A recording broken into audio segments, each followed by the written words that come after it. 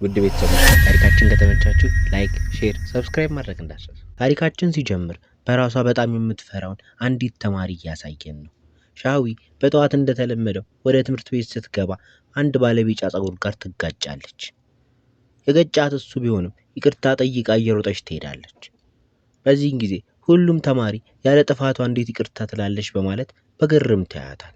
ባህሪዋ በጣም ምስኪን የሆነች ሴት ሰው ያጥፋም ራሷም ታጥፋ ይቅርታ የሚለው ቃል የሚቀድምላት ሴት ናት። ይህ ባህሪዋ አብሯት የኖረ ቢሆንም የክፍሏን ተማሪዎች ግን በጣም ነበር የሚጫኗት። አንድ ቀን በጣም የምትወደውን ልትገባበት የምትመኘውን የዩኒቨርሲቲ ፖስተር ካርድ ተቀብለው ፊት ለፊቷ በእግራቸው ከረጋገጡት በኋላ ሲያምርሽ ይቅር በማለት ጥለዋት ይሄዳሉ። በዚህን ጊዜ ባለቢጫ ፀጉሩ ልጅ ይመጣና የጣሉባትን የምትወደውን መጽሔት አንስቶ እንዲያደርጉሽ አትፍቀጂላቸው፣ የእሷን ህይወት ራሷ እንድትወስን ሌሎች መብት እንደሌላቸው ሲል ይነግራታል። በዚህን ጊዜ ትኩር ብላ አይኑን ታየው ነበር። የሆነ ስሜት ተሰማት። ከዛን ቅጽበት ጀምሮ እየተገናኙ ራሷንና እንዴት ሰዎችን መጋፈጥ እንዳለባት ያስተምራት ይጀምራል።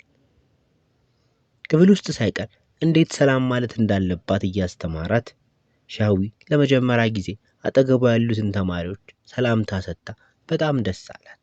ምስጋና በሚመስል ቀና እያለች ትመለከተው ነበር። ነገር ግን የቢጫ ፀጉሩ ልጅ በየቀኑ ታዋቂ መሆኑን ቀጠለ።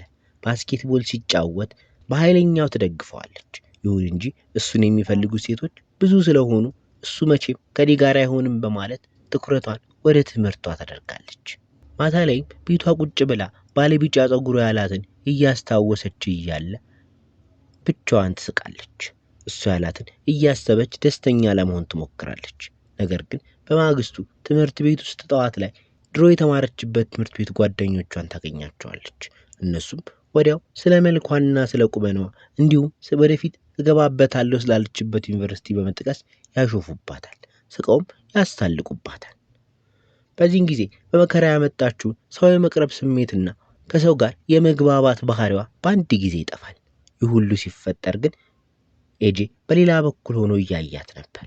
ሻህዊ በንዴት ጫማዋን በማውለቅ ቆሻሻ ገንዳ ውስጥ ጥለዋለች። ትንሽ ካሰበች በኋላ ያደረገችው እንደማያዋጣ ታውቃ መልሳ ጫማዋን ከጣለችበት በማውጣት አድርጋ ትሄዳለች። በዚህን ጊዜ በድጋሚ ተስፋ የመቁረጥና የድብርት ስሜት እየተሰማት ይመጣል። በመንገዷም ባለቢጫ ፀጉሩ ያገኛትና በቀስታ እስኪ ለራስሽ መከራከርንና ለራስሽ ኃላፊነት መውሰድን ተለማመጂ ይላታል። በዚህን ጊዜ እሷም በቀስታ ይቅርታ ጠይቀው ወደ ቤቷ ትሄዳለች። ነገር ግን እቤቷ ተቀምጣ ባለቢጫ ፀጉሩ ኤጄ የተናገራትን ማሰላሰል ትጀምራለች። ለራሷ ከቆመች ማንም እንደማይሰብራት አሰበች። በማግስቱም ትምህርት ቤት ስትሄድ ትላንትና ያላገጡባት ሶስቱን ሴቶች ታገኛቸዋለች። ከማክሸቅም አልፈው ጭራሽ ገንዘብ ይጠይቋት ጀምረዋል። ነገር ግን እጇን አጥብቃ ከመያዝ ውጪ ምንም የምታረገው ነገር አልነበረም። ይባስ ብላ ተንበርክካ ስታለቅስ ተማሪ ሁሉ ከቦ ያያት ነበር።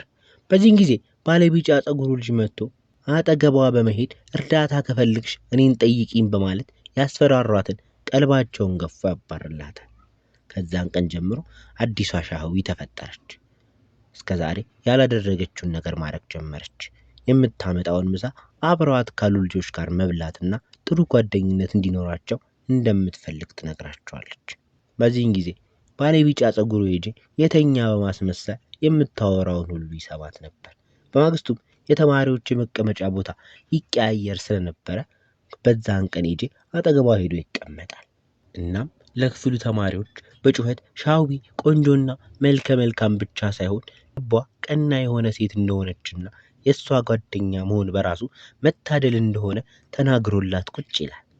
ከዛን ቀን ጀምሮ አንዲት ጓደኛ አገኘች። ነገር ግን በሐሳቧ ሁሉ ባለቢጫ ፀጉሩ ኤጄ ነበር የሚመላለሰው። በከፋት ሰዓት ፈጣሪ ይህንን መልከ መልካም ወጣት እንደላከላት ተሰማት። በፈገግታ እሱን ማሰቧን ትቀጥላለች። ሌላኛው ቀን እሷን የሚሰድቧት ልጆች ሌላ ተማሪ ላይ እጃቸውን ሲሰነዝሩ ትደርሳለች። ደርሳም ታስጥላትና ልክ አይደላችሁም በማለት ከልጅቷ ጎን ትቆማለች። ኤጄም አጠገቧ ስለነበረ በአንዲት ቃል ካጠገቧ ያባራቸዋል። ልጅቷንም የምትፈልጊው ነገር ካለ ለኔ ንገሪኝ በማለት በተግባቦት ያጽናናታል። በዚህን ጊዜ የሁለቱ ተቀራርበው ማውራት ውስጧን ይረብሻታል።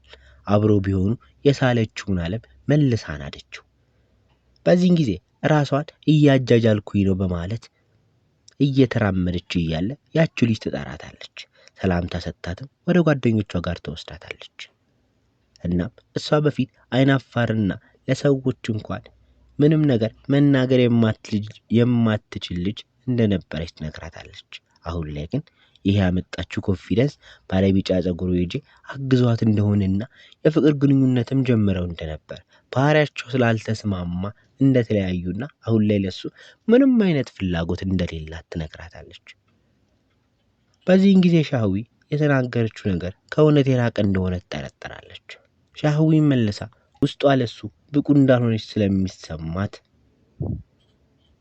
ከኤጄ ጋር ከጓደኝነት ውጪ ምንም ነገር የለንም ትላታለች።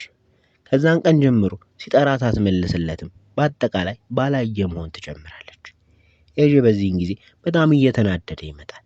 አንድ ቀን ማታ ላይ ሱቅ ያገኛትና ሲጠራት እንደለመደችው ልትሮጥ ስትል ይዟት ለምን ትሸሽኛለች ሲል አፋጦ ይጠይቃታል።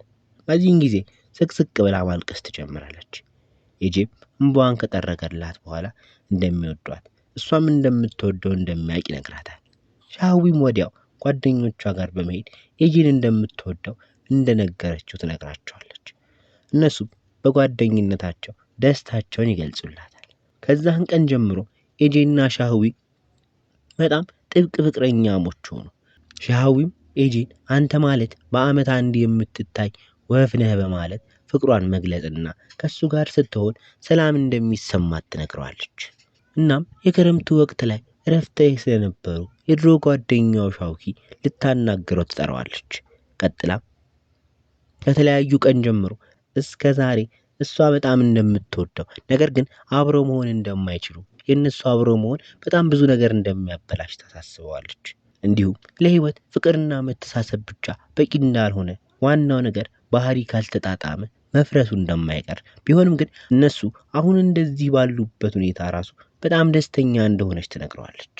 ክረምቱ አልቆ ትምህርት ተከፍቷል። ኤጄን ለማየት የጓጓችው ሻህዊ በናፍቆት ልትሞት ደርሳለች።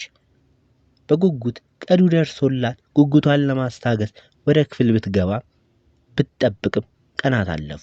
ኤጄ ሊመጣ አልቻለም። በሌላኛው ቀን ላይብረሪ ውስጥ በድንገት የኤጄን መታወቂያ ታገኘዋለች። ፈገግም ብላ መታወቂያውን በደንብ ካገላበጠች በኋላ አድራሻውን ይዛ ወደ ኤጄ ቤት ትሄዳለች። ሳይክሏን ተጠቅማ ወደ ቤቱ በፍርሃት ሆና ትደርሳለች። በሩን አንኳኩታ እንደከፈታት እላያ ላይ ውድቅ ይልባታል። በዚህን ጊዜ የሚያግዘው ሰው የሚንከባከበውም ሰው ስላልነበረ ከትምህርት በኋላ በአንድ መጠጥ ቤት በባርማንነት እየሰራ ራሱን እንደሚያስተዳድር የሥራ ጫና እየተደጋገመበት ስለመጣ መታመም የጀመረው ከዛን ቀን ጀምሮ እንደሆነ እናስተውላለን። ኤጄ ከተኛበት ሲነቃ ሻህዊ ምግብ እያበሰለችለት እንደሆነ አይቶ ይገረማል። ለብዙ ጊዜ ብቻውን እንደነበር ማንም አብሮት እንዳልነበረ እያሰበ በጣም ይገረማል። ሻህዊ ለምን ብቻህን ትኖራለህ ስትል ትጠይቀዋለች። ኤጄም ቤተሰቦቹ ውጪ እንደሆኑ ይነግራታል። ከእንግዲህ ካመመውም ሆነ የሚፈልገው ነገር ካለ እሷን እንዲጠራት ታሳስበዋለች። እስከ ማታም ተንከባክባው ወደ ቤቷ ለመሄድ ትወጣለች። በዚህን ጊዜ ኤጄ መጥቶ ያስቆማትና ነገ ከኔ ጋር ራት መብላት ትችያለሽ ብሎ ይጠይቃታል። በዚህን ጊዜ በደስታ ትመልስለታለች። ነገር ግን ጠዋት ላይ ወደ ትምህርት ቤት ስትመጣ ኤጄ በብዙ ሴት ተከቦ ትመለከተዋለች። በዚህን ጊዜ አንገቷን አቀርቅራ ወደ ክፍሏ ትገባለች።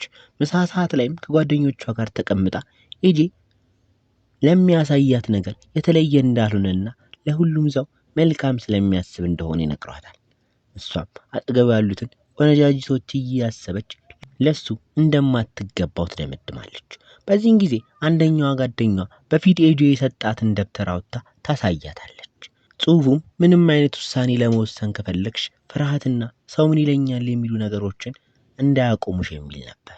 ሻህዊ ይህንን ባየች ጊዜ በፍጥነት ወደ ኤጄ መንገር ትጀምራለች። ፍርሃቷ የምትወደው ልጅ እንዳያሳጣት ወሰነች። ኤጄ ባይኖር አሁን ያለችው ሻህዊ አትኖርም ነበር ስትል ትደመድማለች።